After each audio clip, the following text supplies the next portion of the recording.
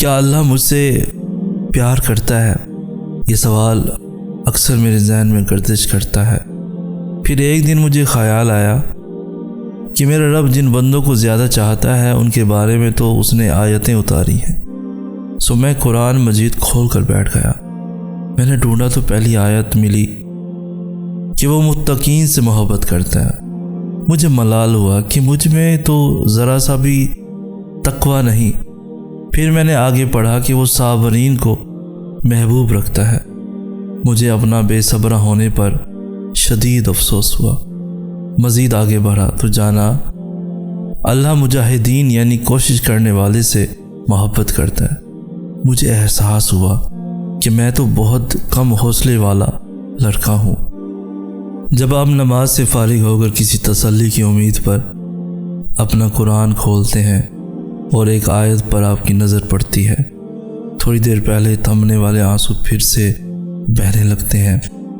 جس وجہ سے آپ جائے نماز پر تکلیف میں اپنے اللہ کے سامنے روئے تھے، اب اسی بات کی تسلی قرآن کی آیتوں میں آپ کے سامنے ہوتی ہے۔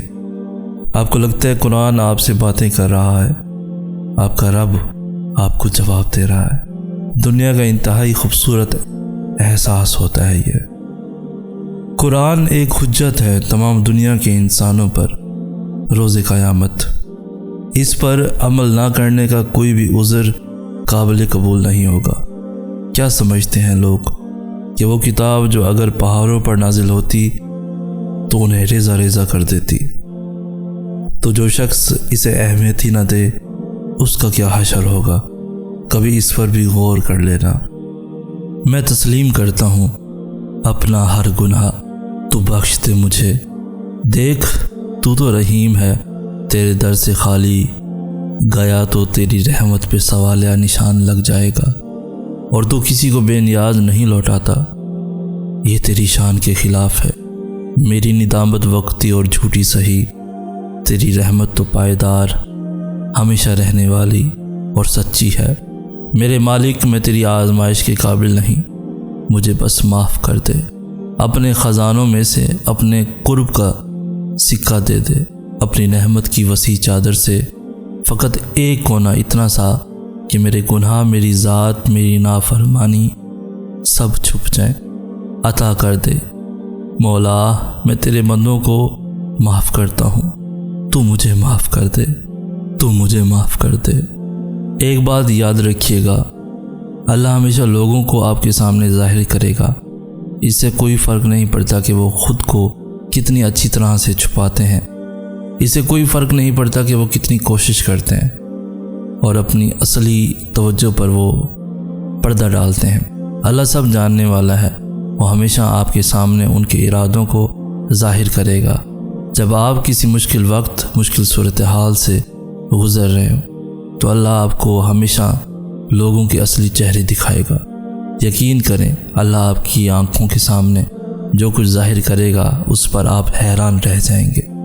وہ لوگ جن کے بارے میں آپ کو لگتا ہے کہ وہ زندگی کے ہر مشکل وقت میں بھی آپ کا ساتھ نہیں چھوڑیں گے، وہ آپ کو اپنی زندگی سے ایسے باہر نکال دیں گے جیسے آپ کبھی تھے ہی نہیں۔ وہ لوگ جنہیں آپ کی مدد کرنی چاہیے تھی، جنہیں آپ کا ساتھ دینا چاہیے تھا، جو بہت دعوے کرتے تھے، جھوٹی باتیں کرتے تھے، اللہ ان کے اصلی رنگ آپ کے سامنے لے کر آئے گا۔ کبھی بھی یہ نہ بھولیں کہ آپ کے ساتھ کون تھا اور کون نہیں تھا۔ اللہ نے آپ کو ایک وجہ کے لیے ہی ان کے اصلی رنگ دکھائے۔ یہ بھی اللہ کی بہت بڑی نعمت ہے جو اللہ جھوٹے اور برے لوگوں کو آپ کی زندگی سے نکالتا ہے، اور ایک دن آپ اللہ کا شکر ادا کریں گے۔ ہمیں اللہ سے دعا کرنی چاہیے کہ اللہ ہمیں ایسے لوگوں سے دور رکھے جو ہمارا برا چاہتے ہیں اور جو ہمارے لیے بہتر نہیں ہے۔ حضرت یوسف علیہ السلام جب 32 سال بعد اپنے باپ سے ملے تو باپ بیٹا گلے لگا کر اتنا روئے کہ بے ہوش ہو گئے، پھر اٹھے، اتنا روئے کہ بے ہوش ہو گئے۔ حضرت جبرائیل علیہ السلام نے اللہ سے پوچھا، یا اللہ اتنی محبت بھی کوئی کسی سے کرتا ہے؟ اللہ نے فرمایا، جبرائیل میں امت محمدی کے ہر فرد سے اس سے 70 گنا زیادہ محبت کرتا ہوں۔ زندگی بہت آسان ہوتی ہے مگر ہم بیکار کی ٹینشنوں میں اس کو ضائع کر دیتے ہیں۔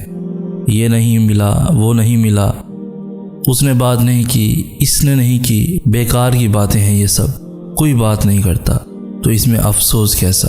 سب کی اپنی زندگی ہے اور اپنے رول ہیں۔ رشتہ خون کا ہو یا احساس کا، کسی کو مجبور کر کے اپنی طرف متوجہ کرنا غلط ہے۔ چل کریں، اپنے ساتھ رہنا سیکھیں، کام کریں اور فارغ وقت میں اپنا پسندیدہ مشغلہ جو بھی ہے اس میں مصروف رہیں۔ بس بیکار کی باتوں سے الجھنا چھوڑ دیں۔ جو آپ کو اہمیت نہیں دیتے اپنی زندگی میں، آپ بھی ان کو سرسری سا شامل رکھیں۔ آٹے میں نمک ہو یا نہ ہو، روٹی تو بن ہی جاتی ہے۔ ایسے ہی ساتھ کوئی ہو نہ ہو، زندگی گزر ہی جانی ہے۔ بس خود پر توجہ دے۔ اللہ تمہیں اتنا صبر دے کہ تمہارا دل ہر حال میں مطمئن رہے۔ اللہ تمہیں اتنا مضبوط بنائے کہ کوئی بھی تمہیں توڑ نہ سکے۔ اللہ تمہیں اتنا اپنے قریب کر لے کہ کسی اور کی تمہیں ضرورت نہ پڑے۔ اللہ تمہیں اپنی اتنی محبت دے کہ کسی اور کی محبت کے لیے تم کبھی نہ ترسو۔ اللہ تمہیں دنیا کی اتنی سمجھ عطا کر دے کہ تم اس کے ہر فیصلے پر راضی ہو جاؤ۔ اللہ تمہیں اتنا کچھ نوازے کہ تم کسی کے محتاج نہ رہو۔ اللہ تمہیں اپنی یاد میں اتنا مشغول کر دے کہ تمہیں کسی اور کی یاد نہ ستائے۔ اللہ تمہیں اپنا اتنا قرب عطا کرے کہ پھر تمہیں دنیا کی چاہ ہی نہ رہے۔ آمین یا رب العالمین۔ رسول اللہ صلی اللہ علیہ وآلہ وسلم نے فرمایا، کثرت سے لا حول ولا قوت الا باللہ پڑھا کرو، کیونکہ یہ جنت کے خزانوں میں سے ایک خزانہ ہے۔ دل ہر جگہ نہیں لگتا، لاڈ ہر کسی سے نہیں اٹھوائے جاتے، مان ہر کسی پر نہیں ہوتا، ہر کسی کے لیے ہم بچوں جیسے نہیں بنتے، کھلی کتاب کی طرح ہر کسی کی آنکھوں سے پڑھے جانے کی خواہش نہیں ہوتی۔ بس کچھ لوگ ہوتے ہیں کہ پورے ہجوم میں بھی نگاہ صرف ان پر ہی ٹکتی ہے۔ انسان اچھا یا برا خود اپنی مرضی سے بنتا ہے۔ اچھا انسان برے لوگوں میں رہ کر بھی برا نہیں بنتا، بلکہ ان میں بھی کچھ اچھائیاں ڈھونڈ کر اپنا ہی لیتا ہے۔